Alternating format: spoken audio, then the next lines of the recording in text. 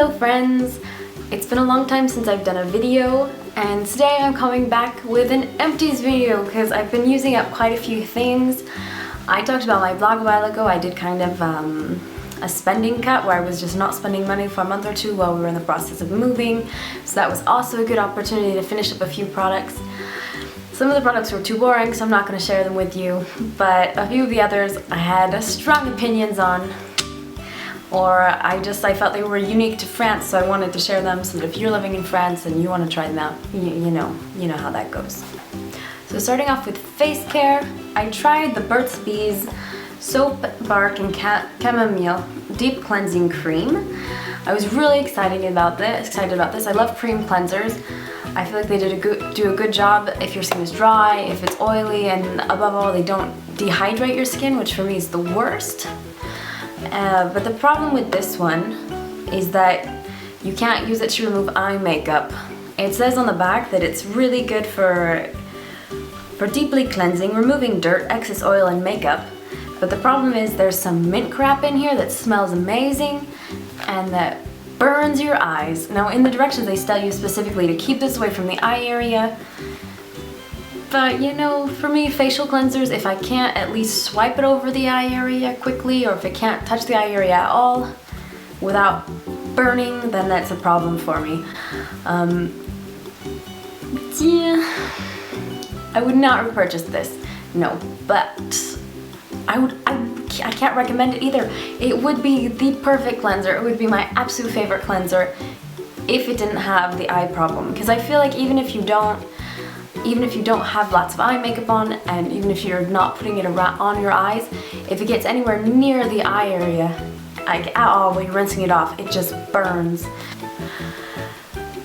Next here I've got, it's a face cream called Super Moist by Skin Doctors Pharmaceuticals. It's an Australian company. I just found this online. I think it was on Amazon for about 10 euros, and I was like, well, that's a great price for a face cream. Plus there's SPF 30. This is what I was using for most of the summer. Loved it. It was perfect. I went back to go repurchase it, and I think the price had more than doubled. So I was like, well, maybe not. Maybe we'll try something new. But this was great while it lasted, and I'm sad it's all gone. So I also wrote on my blog not too long ago about a little Body Shop haul I'd done, and you can see I've used this one all up.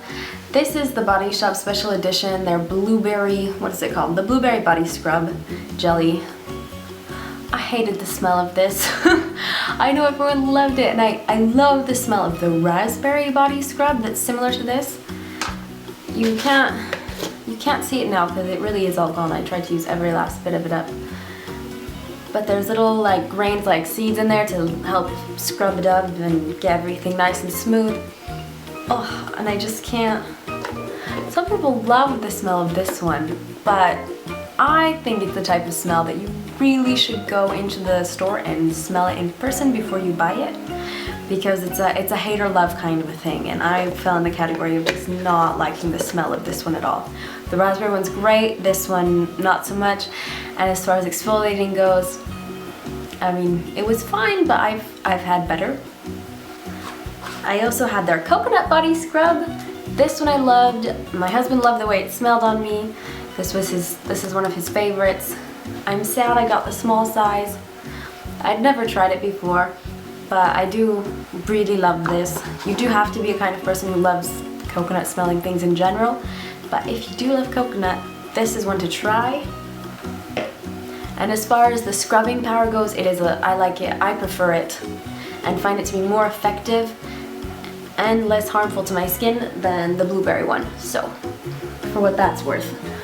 I am a firm believer in using cheap nail polish remover.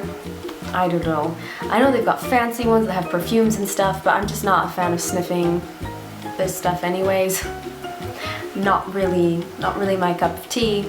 This is the liter price, so brand, so it's cheap, dirt cheap. I think it was less than €1.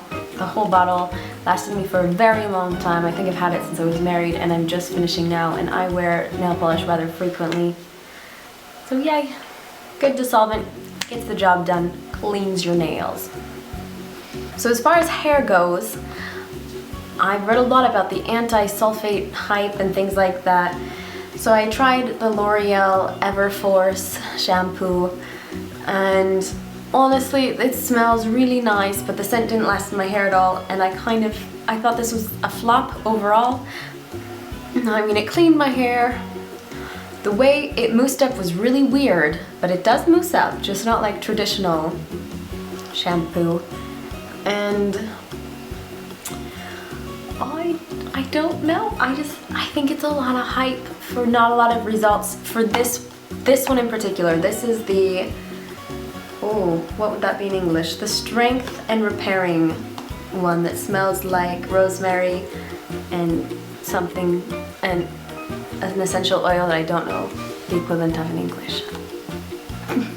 That's not a good help, is it? The EverForce anyways. It's the EverForce one.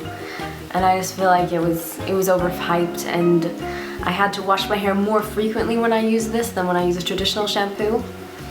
And I would love to try an anti-sulfate shampoo that works and that people love, but for me this wasn't it. So if you have any recommendations, leave them in the comments below. I don't like feeling like I'm overpaying for things. I think this was 8 or 9 euros, and quite frankly it left me less satisfied than my shampoos that cost me 3 euros. So moving on to more of makeup and that sort of a thing. I don't have a ton of used up makeup products, and I think that's because quite a few of them, when it takes a long time to use up, like anything that's powder, or you know, the only thing that gets used up quickly really is mascara. But I do have 2 products that are not mascara that I've used up all the way, and I'm very excited. Usually, I don't know about you, but I have to throw out a lot of my products that are powders and things like that long before I finish them, just because of expiration dates. You know, and I'm one of those people who's even flexible on expiration dates, and I still can't finish them. So yeah, for what it's worth. But I did finish an e.l.f. blush, and I'm very excited. This is the e.l.f. Mineral Blush in Coral.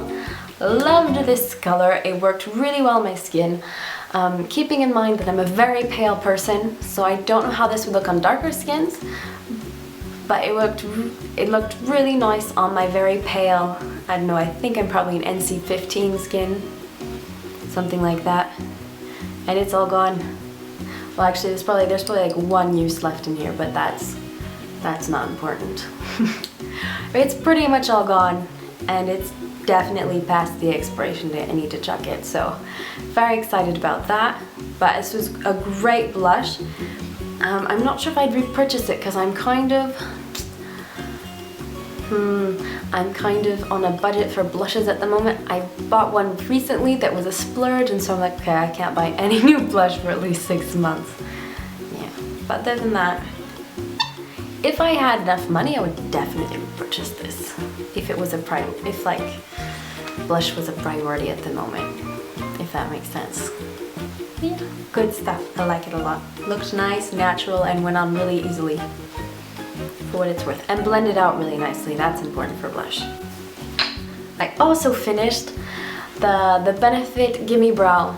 On the back of this little tube, I don't know if it says it on the American tube, but on all European cosmetics, they're required, for the last few years, they've been required to put a little symbol on the back. It looks like a can being opened, and there'll be a number next to it and the letter M.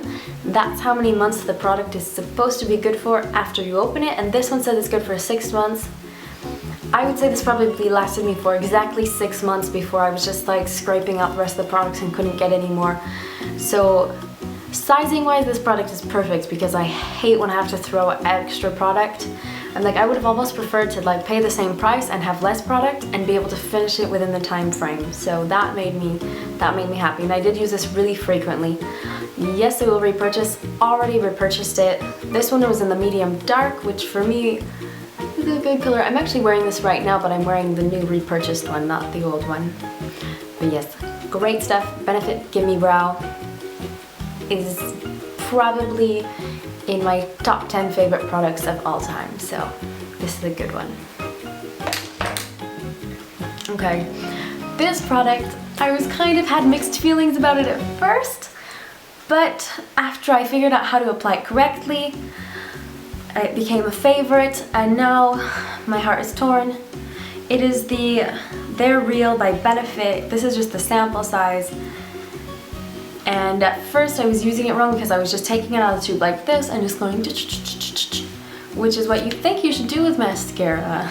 But I've had several makeup artists who, well, they haven't told me personally. I've read several makeup artists who claim that like never ever do that with a mascara. You should always take a Kleenex, a tissue type thing, and wipe off the excess product first.